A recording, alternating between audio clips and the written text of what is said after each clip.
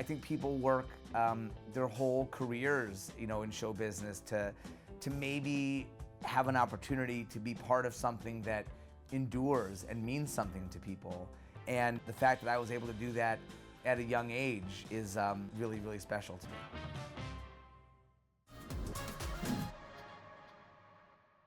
Kevin Arnold, you're Wayne's brother, aren't you? Well, according to my mother, yes. But my own theory is... You've got a tough row to hoe, young man. In 1988, 12-year-old Fred Savage became a household name, playing the adorable Kevin Arnold in the coming-of-age comedy The Wonder Years. You're not gonna wear that to school, are you? No, Mom, I got a job as a male model. The beloved ABC series ran for 115 episodes over 6 seasons, and along the way, Fred became the youngest ever to be nominated for a Best Lead Actor Emmy. Is it true? Oh, yeah. Now, nearly 30 years after the series finale, The Wonder Years is back, and so is Fred. But this time, he's behind the camera as both an executive producer and director. We are trying to make the show kind of a spiritual or emotional cousin to the first one. So, we're really trying to preserve that same tone, that same sense of memory and warmth, and straddle that line between something that can really make you laugh and break your heart, within the same kind of half hour. And then on the other side of the coin, we want to tell a new story, with a new family and new characters in a new setting. The Wonder Years reboot still begins in 1968, but now revolves around the Williams, a middle-class black family living in Montgomery, Alabama. The new twist came from Oscar-nominated director Lee Daniels and veteran TV writer Saladin K. Patterson. Lee Daniels had this idea to revisit it, with a different family. And then Saladin kind of took it and said, well, this era is so ripe for storytelling and it really is about change and discovery, the late 60s in America. But this is the Wonder Years for lots of families. And let's take a look at a different one. And I just thought that was such a fantastic perspective because we all had that time in our life. It wasn't just the Arnolds, from the first one. Every family on every block. And I think that was a real part of the original, that these stories are being told in every home. And so Saladin Patterson, who is the creator and writer of the show and showrunner, he grew up in Tuskegee, Alabama, and wanted to set this in Montgomery and tell a story about the Wonder Years of his family and the friends that he grew up around. And I think it's just an incredible perspective. And I think that, 1968, anywhere in the country was a time of incredible upheaval and change and revelations, but particularly for this family in Montgomery, Alabama, even more so maybe. But one of the things I love about the show that was also very true to the original is it's a first-person narrative told from a 12-year-old's perspective. And so while there's so much going on in the world, at that time in your life, your whole universe ends at the tip of your nose. Or maybe as far as your parents will let you ride your bike, maybe the end of your block or 2 blocks. But your world view is, rightfully so, pretty small. And so while there's a lot going on and a lot swirling around in the world at that time, it only really exists in our show as far as it kind of penetrates this 12-year-old's experience.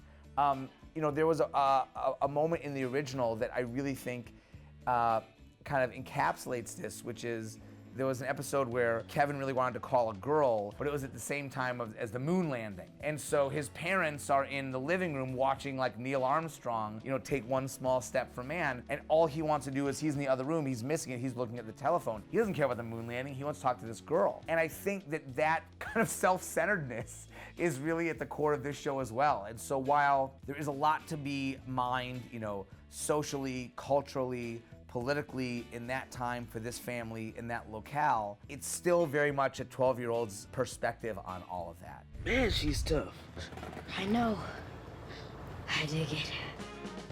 This time around, the adorable 12-year-old is played by Elisha E.J. Williams. EJ is a really special young man. He's a phenomenally talented actor. He's a good kid from a great family. His heart's in the right place.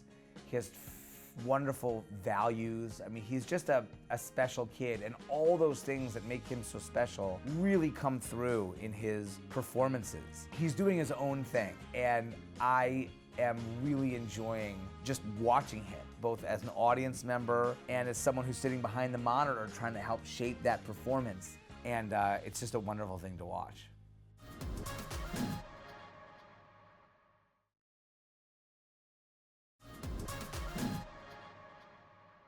I always wanted to be a dad.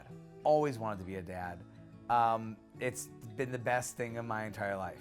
I love my kids. They're like my whole world. They're the best people I know, and nothing can fill me up the way being a dad does. I've always wanted to do it, and it's the best thing I've ever done in my life. Fred and his wife, Jennifer Lynn Stone, were married in 2004. Today, they have 3 beautiful children together. And Fred says being a father has given him a fresh perspective on his own childhood. I look back on it, very fondly. I had a wonderful experience, not just on the Wonder Years, but throughout my childhood working on films and television and commercials starting when I was 6 years old. I want to be a teacher so I can help America learn. So I am very fortunate in that I had very positive experiences.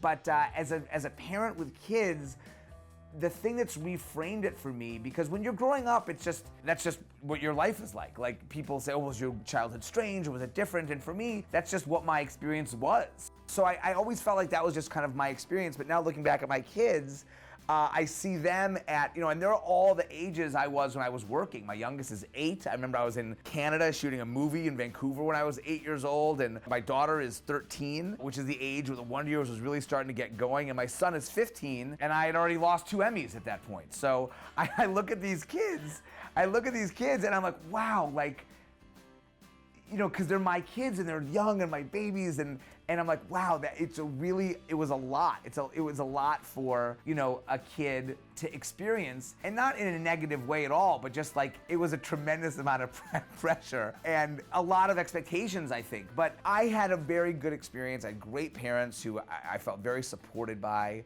And so I never felt that pressure. But in looking at the kids now, my kids now, I was like, wow, that's really a lot for a kid to go to work and work all day and then come home and do homework. It's an astonishing feat for a former child star to direct and produce a reboot of the show that made them famous. But then for Fred, much of the past 30+ years working as both an actor and a director have been full of wonder. Especially now, working on the Wonder Years in this new seat, wearing this different hat. It's not lost on me that I was a kid acting on this show all those years ago. And when I think here I am doing this, wearing this whole different, in this whole different position, I remember the directors so clearly, and I remember how much I respected them and how much they inspired me, and I remember the executive producers and how they just seemed, to an 11-year-old kid, like, 7 feet tall. So you do step back every once in a while, and this experience more than any forces you to step back and say, wow, like, I've really, come a long way, and I've been doing it for a while.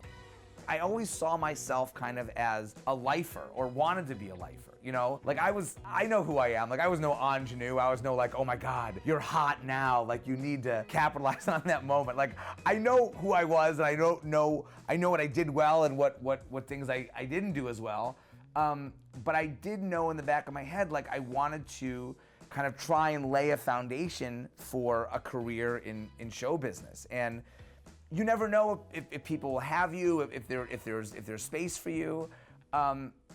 So while it wasn't a plan when I was 6, certainly when I was 16, I was like, maybe this is, I'd like to try and do this. And now that I'm 45 and I'm doing it and have done so much of it, I take none of it for granted. And I know how fortunate I am to be doing it. I mean, every day, that I come and see that there's still a seat at the table for me is a special one, and I'm incredibly grateful for it. And I do look back and say, wow, like, it's really been a ride.